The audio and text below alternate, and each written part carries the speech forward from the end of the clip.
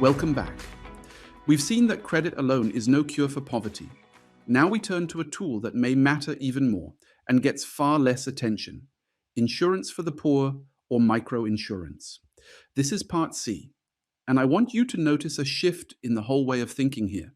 For the poor, the problem isn't only a lack of money to invest, it's the constant, grinding risk that a single bad event could destroy everything. Managing that risk may be the most valuable financial service of all. So, what is microinsurance? It offers low-income households affordable cover against the shocks that can devastate them: bad weather, illness, the death of livestock, or the death of a breadwinner. It's built around small premiums, deliberately simple products, and mass distribution, often through microfinance institutions or mobile phone networks, to reach people cheaply at scale. Now, why do people cheaply at scale? Now, why does this matter so profoundly? Because without insurance, a single bad harvest or a single serious illness can wipe out a family's entire savings in one blow, pushing a household that was slowly climbing out of poverty right back down into it. And here's the deep insight that reframes this whole chapter. Risk, not just a lack of credit, is what keeps poor households poor. Think about it. If you know that one bad event could ruin you, you don't take the risk of investing in a better crop, a new business, your children's schooling. You play it safe, stay small, and stay poor. So insurance isn't just about compensation after disaster, it's about giving people the security to take the productive risks that lead out of poverty. That's a genuinely powerful idea, and the evidence, as we'll see, supports it strongly. This image shows exactly who we're talking about: a smallholder farmer. Picture their situation because it makes the whole topic real. This is someone whose entire livelihood, their family's food and income for the year, depends on the weather. One drought, one flood, one bad season, and they lose everything, with no cushion whatsoever. And these are precisely the people who, almost always, have no formal insurance of any kind. They are simultaneously the most exposed to catastrophic risk and the least protected against it. The exact opposite of what a rational insurance market would produce. That combination, maximum exposure, minimum protection, is the problem microinsurance exists to solve.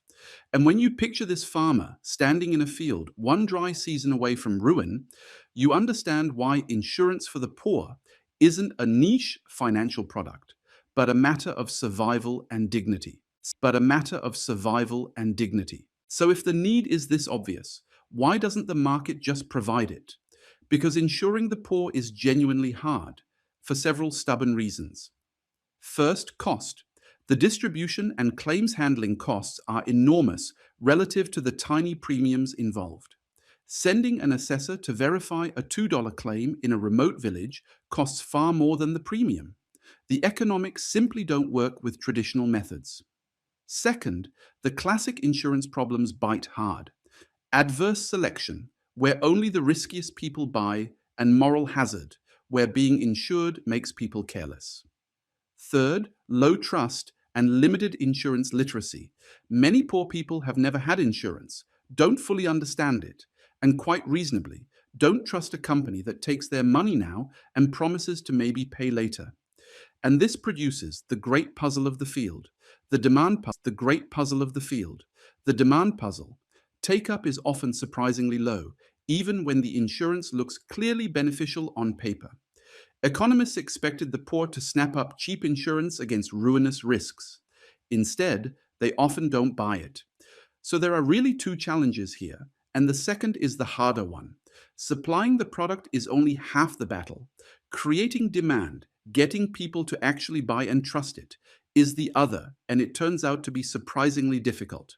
The single cleverest innovation for tackling the cost problem is index insurance, also called parametric insurance, and you'll recognize it from Part 7. Instead of paying out based on a verified individual loss, index insurance pays out automatically when a measurable trigger is crossed: a certain level of rainfall, a temperature threshold, a satellite reading of crop health. Nobody has to come and inspect your specific field. See what this achieves. Your specific field. See what this achieves. It slashes the assessment costs. No assessors, no claims investigations, and it eliminates moral hazard because your payout depends on the regional weather, not on your own behavior, so there's nothing to gain. It's especially well suited to correlated risks like a drought that hits many smallholders across a whole region at once. But, and this is the essential trade-off, it introduces basis risk. The payout is tied to the index, not to your actual loss, so the two might not match. The rains might be fine at the weather station, but fail on your particular plot, leaving you damaged but unpaid. So index insurance is a brilliant cost-saving design, but it buys that low cost at the price of imperfect protection. It's the central bargain of insuring the poor. To make it affordable at all, you often have to accept that the cover won't be perfect. Now to the evidence, it's genuinely exciting because it confirms that risk keeps the poor in sight in the cleanest possible way. A landmark study by Karlan, Osei Akoto, and Udry in 2014 ran an experiment with farmers in Ghana, and they found something striking. When farmers were given insurance, they invested more. They spent more on fertilizer, planted more land, took more productive risks. The binding constraint on these farmers, it turned out, was not a lack of credit. It was risk. They had the means to invest more. What held them back was the fear of ruin if the season failed.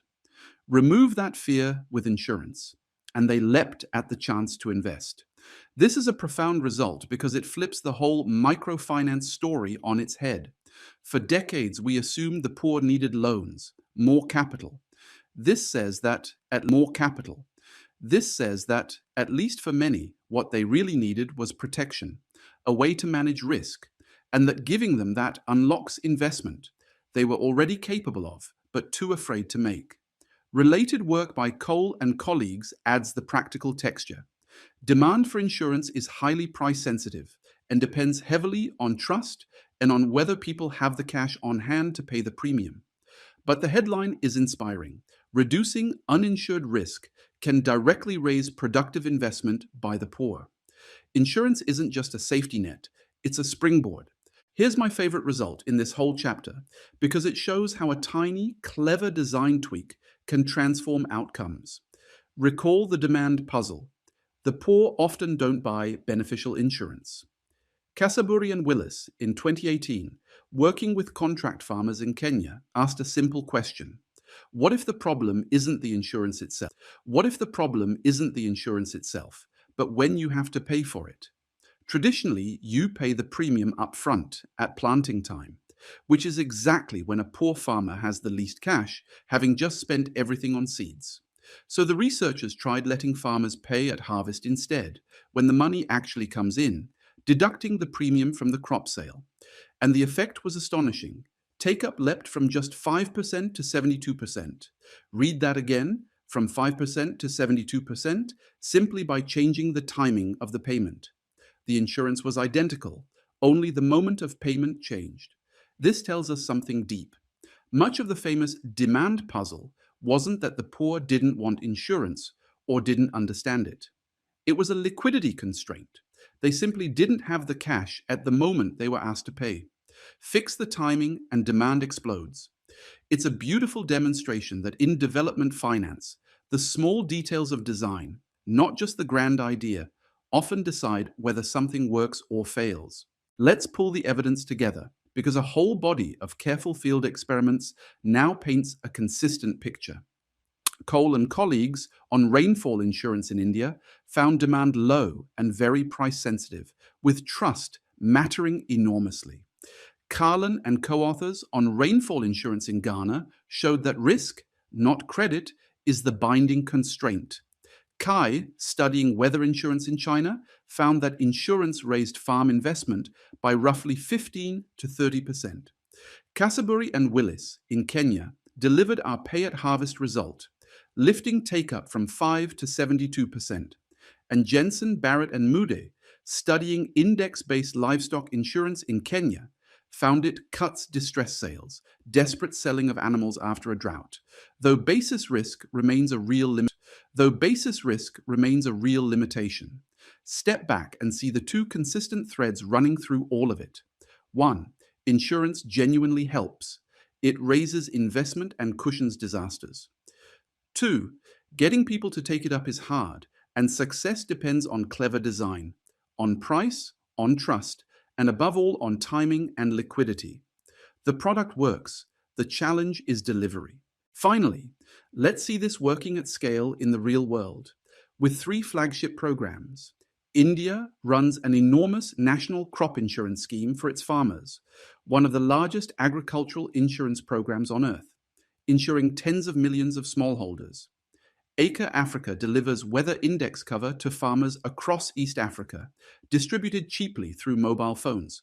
Exactly the mass, low-cost delivery model microinsurance needs. And in Kenya and Ethiopia, index-based livestock insurance uses satellite data on pasture conditions to ensure herders against drought, paying out when the satellites show the grazing land drying up. Notice what these successful programs have in common. They all combine the index insurance design to keep costs down with mass distribution, often mobile or government-backed, to reach scale and frequently with public support to make the premiums affordable. That's the emerging recipe for microinsurance that actually works. Clever parametric design, cheap digital delivery, and often a helping hand from the state or donors. It's a fitting bridge to our next video because that phrase, cheap digital delivery, points to what may be the real revolution in financial inclusion. Let's recap. Microinsurance protects the poor against the shocks that keep them poor, because risk, not just a lack of credit, is what traps people. Insuring the poor is hard, thanks to costs, trust, and the demand puzzle. But index insurance slashes costs at the price of basis risk. The evidence is inspiring. Insurance unlocks productive investment, as the Ghana study showed, and clever design, like Casaburi and Willis's pay-at-harvest tweak, lifting take-up from 5 to 72%, can transform demand. And real programs from India to East Africa show it working at scale. In the next video, we turn to what may be the biggest breakthrough of all: digital finance and mobile money. See you there.